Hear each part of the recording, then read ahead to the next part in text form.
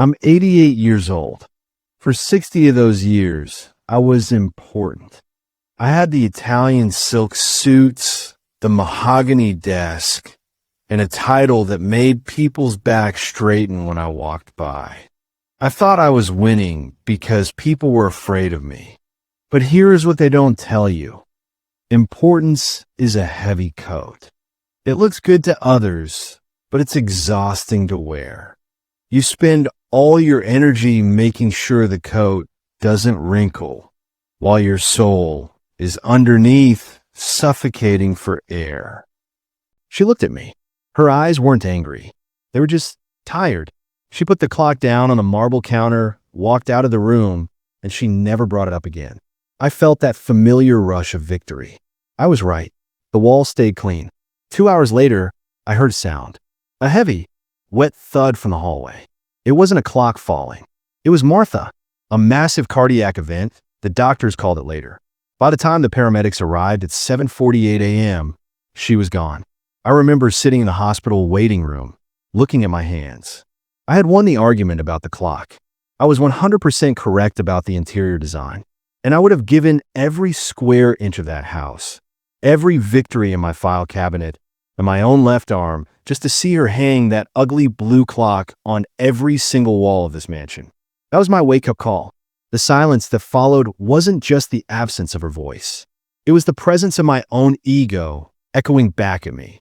The fallacy of being right. We are raised on a lie.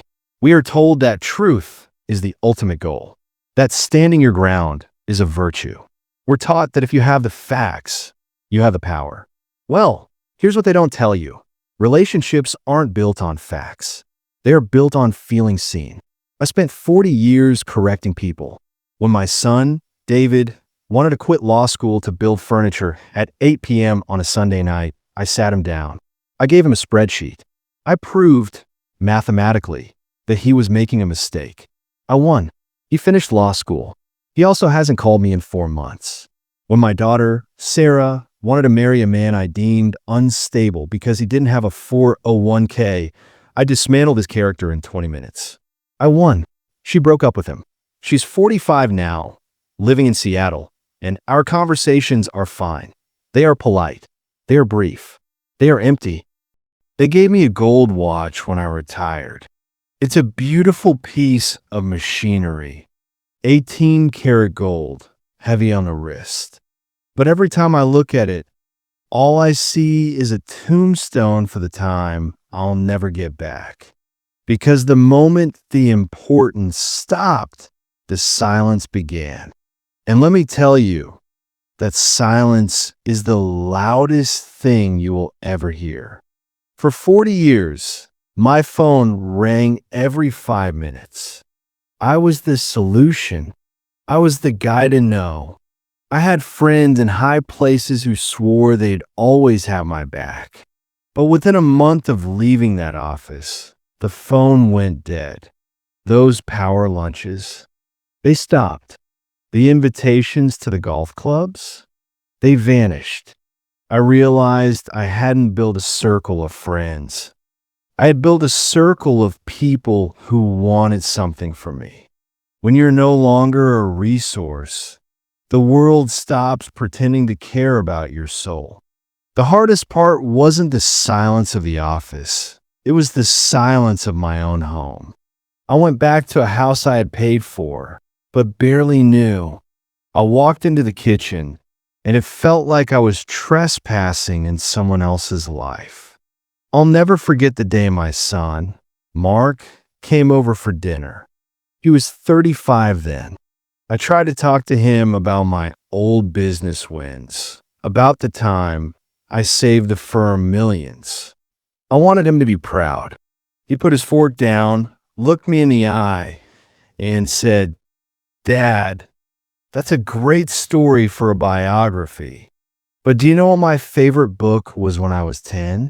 Do you know the name of the girl who broke my heart in high school?" I sat there, frozen. I didn't know. I was a great provider, but I was a ghost in the hallway. I had bought him the best shoes, the best car, and the best education, but I never gave him my attention. I was so busy being big in the world that I became nothing to my own blood. Write this down. This is lesson number 2. You cannot buy back your presence with your provision. Money can pay for the house, but only your time makes it a home. Don't spend your life building a network only to find out you have no family. A network is a transaction. A family is a treasure. One is temporary. The other is all you have left when the lights go out. I spent 40 years being a boss.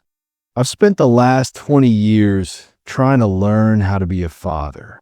It is much harder to earn a child's trust than it is to earn $1 million. Stop being a ghost. Take the suit off before you walk through your front door. Be nobody to the world so you can be everything to the people at your table. Eleanor died 4 years ago. We were married for 52 years. She was the one who waited while I was important. She was the one who kept the house warm while I was cold and calculating in boardrooms. And it wasn't until her final breath that I truly understood what a successful life looks like. She didn't ask to see my awards. She didn't talk about the summer house or the cars. She held my hand. Her skin felt like worn silk, and she whispered, "Arthur, remember that Saturday in our first apartment? When the radiator broke and we had to eat cold cereal under 3 blankets and we laughed until our ribs ached. That was it. That was the highlight of her 50 years with me. A broken heater and a bowl of cereal. The important years were just noise. The small moments were the music. I'm 88 now. I finally stopped being important so I could start being happy. People think being unimportant means being nothing. They're wrong. Being unimportant means you finally have the freedom to notice the world. When I was the director, I saw demographics. I saw growth projections. I saw market share. Now, I see the way the morning light catches the steam rising off my tea. I see the mailman, Mike. I know his name now, and I know his daughter just started dental school. I see the oak tree in my backyard and realize it grew 20 feet while I was busy looking at spreadsheets. I've traded the boardroom for the porch. I've traded the applause of strangers for the quiet smile of my grandson when I finally learn how he likes his toast.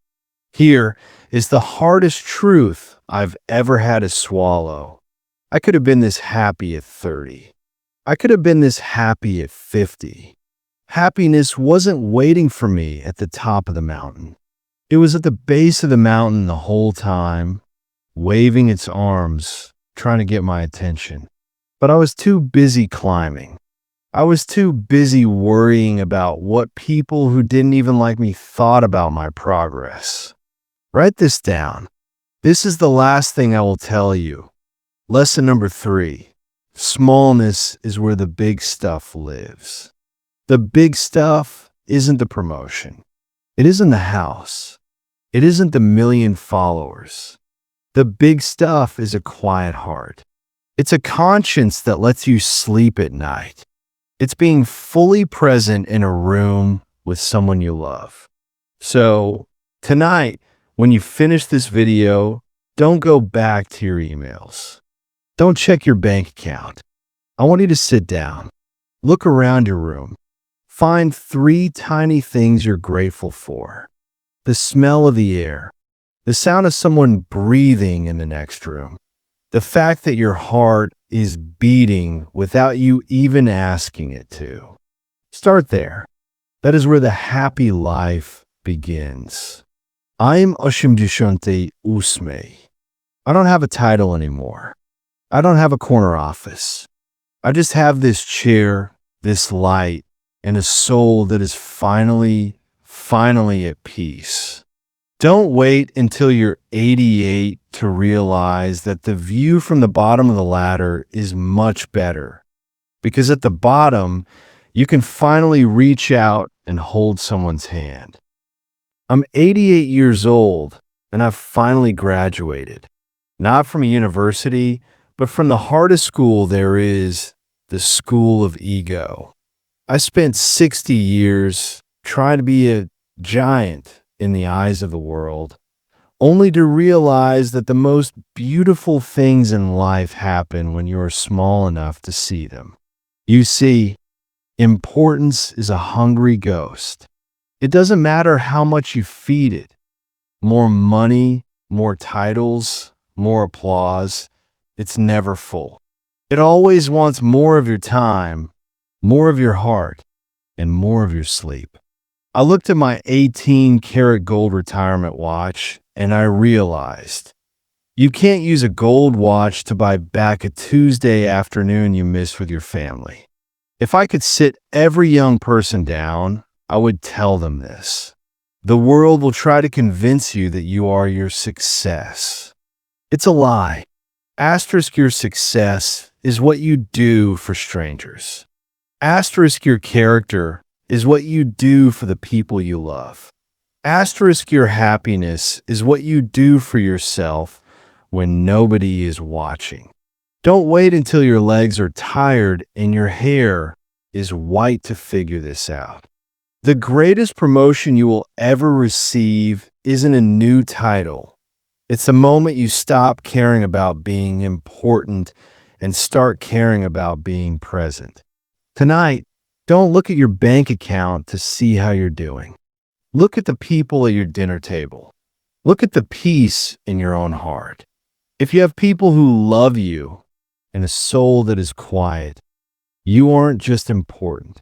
You are wealthy beyond measure. I'm Artur. I'm 88. I have no office, no title, and no power. And for the first time in my life, I am a truly successful man.